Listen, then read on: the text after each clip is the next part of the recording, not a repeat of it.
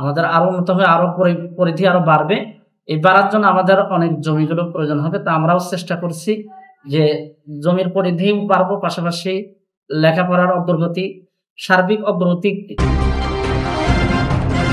প্রত্যন্ত গ্রামীণ পরিবেশে গড়ে উঠেছে জোতমোড়া বাইতুস সালাম হিফজুল কোরআন নুরানি ও কওমি মাদ্রাসা। মাদ্রাসাটি ২০০৫ সালে এক শুভ লগ্নে প্রতিষ্ঠিত হয়।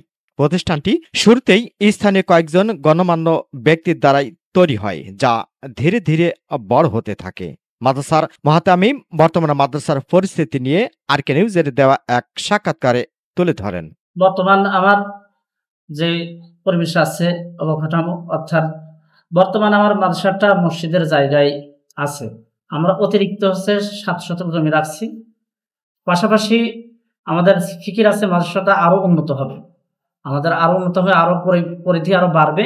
এই বাড়ার জন্য আমাদের অনেক জমিগুলো প্রয়োজন হবে। তা আমরাও চেষ্টা করছি যে জমির পরিধিও বাড়বো, পাশাপাশি লেখাপড়ার অগ্রগতি, সার্বিক অগ্রগতি যেন উন্নত হয়, সেজন্য আমরা সার্বিকভাবে সর্বাধিক আমরা ফিকির করছি।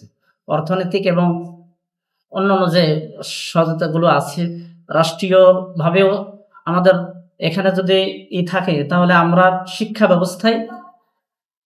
ব্যবস্থা আরো উন্নত করতে পারবো। জেলা পরিষদের মাধ্যমে মাঝে মধ্যে আমরা অবশ্যই পাই, যেটা হচ্ছে বিভিন্ন তহবিল থেকে কিছু সহযোগিতার জন্য আমরা অনেক সহযোগিতা পাই।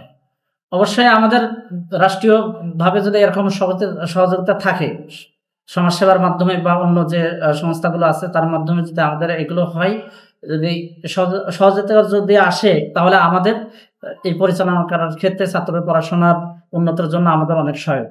মোহাম্মদ রফিক, আরকে নিউজ 24।